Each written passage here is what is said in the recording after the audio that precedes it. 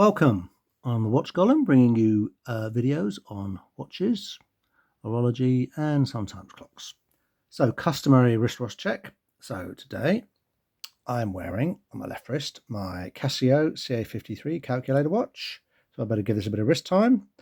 A couple of things on this watch stops me wearing it all the time, but I'll do another video on the calculator watch another day.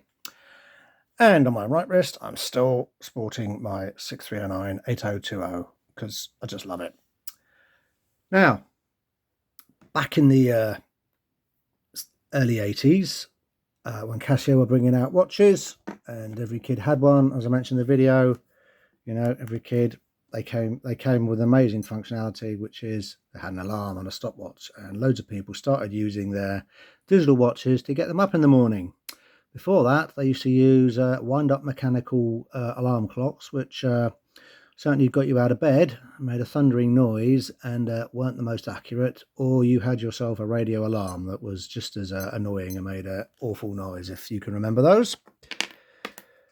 But before that, well, not before that, but during that period, you could also get a watch with an alarm, and they were very, very expensive. And Seiko did one. And here it is.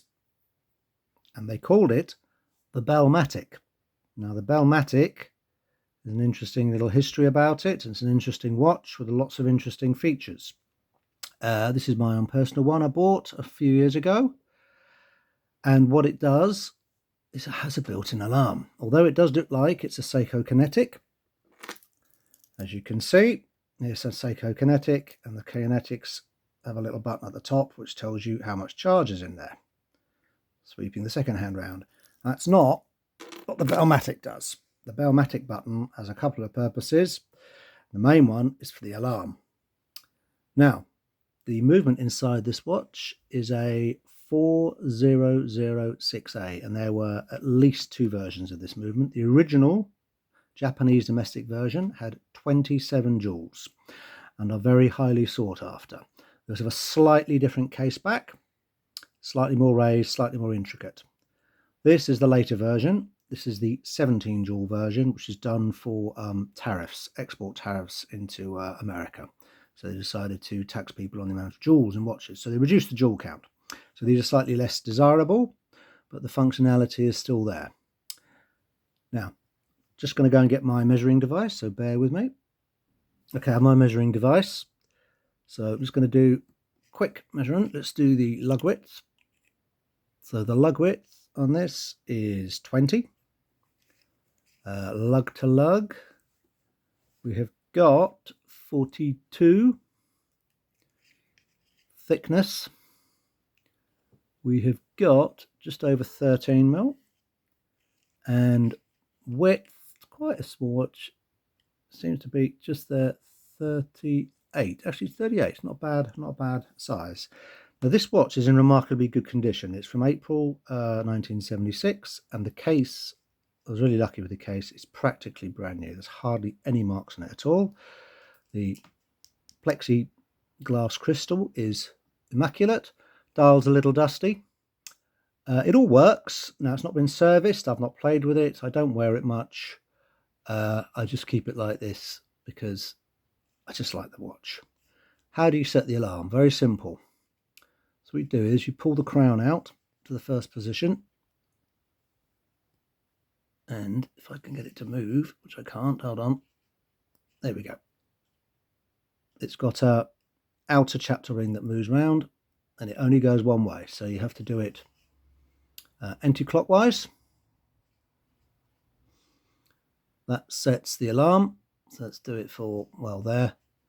Pop that back in. Now, the alarm is run off a separate mainspring, and you have to wind it with the crown. That winds the alarm.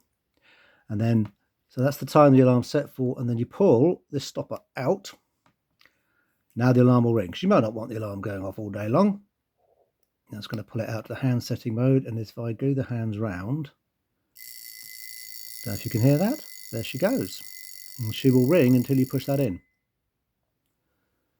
And that is how the alarm works. It's quite a nice little ring, it's quite quiet, and of course if you've got it on your wrist, it vibrates.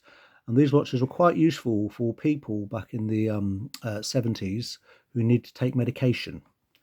So they would set the alarm a couple of times a day when they needed to take their medication. And of course, the vibrations, they couldn't hear the alarm, vibration on the watch would alert them to the fact that it's time to take their medicine. Now, it is an automatic. It has the magic lever system inside it, so it winds both ways for the watch. It doesn't have a quick set day. So to set the day, you have to, unfortunately, wind the hands up to the 12 o'clock position.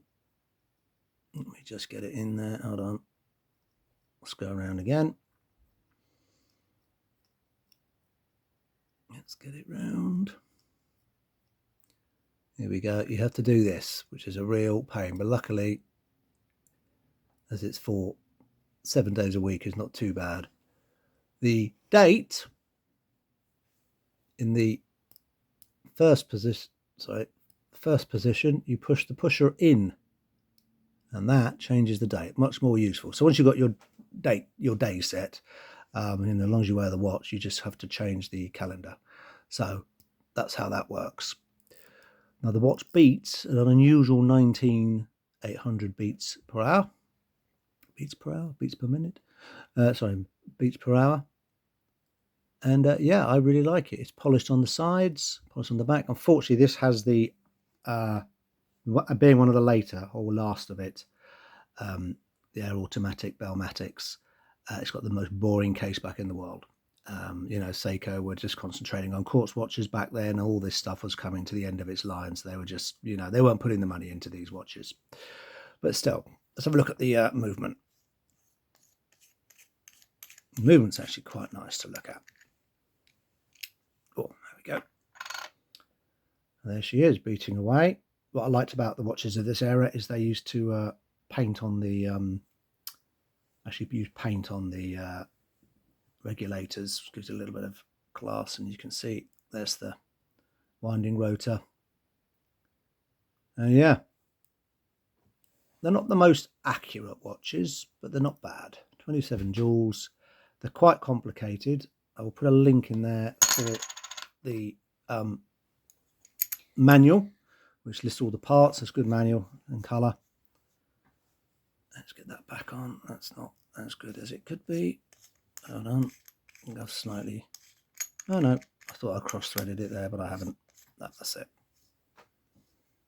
Anyway, this has been sat in a drawer for a while. So what I thought I'd do is I'd stick it on the old TimeGrapher and we'll see what she does. She's been out of action for a number of years, so the results will be interesting. See how she holds up. I don't know how much wound is in it, but let's see what she does. Let's move in a bit more. That's the old auto zoom. Right, hit the start button. High lift angle, 58.4. So there we go. 19,800 beats per hour. Oh, running very fast, 20 seconds a day. Amplitude is very low. Yeah, it could do with, oh, very, very low. This could do with a good service. But it's quite a clean signal, so it wouldn't take a lot to get this back up and running. However, I've never taken a Bellmatic apart. I probably never will do. When I become a billionaire or a millionaire, I'll probably pay somebody else to fix it. But yeah, there you go. This is the Bellmatic. So let me just stop that and just give you what the case number is on this. I can find it.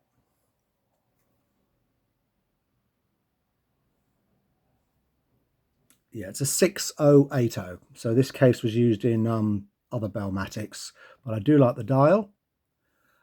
Nice blue dial. I like the chapter ring. It needs a decent black leather strap, I think, with a nice buckle and a very fine service. But yeah, this one's in amazing condition. I was really lucky when I got it. All original crown, little dent in the back, but I'm not going to worry about that. And yeah, I should give this watch more love. Anyway, please like and subscribe.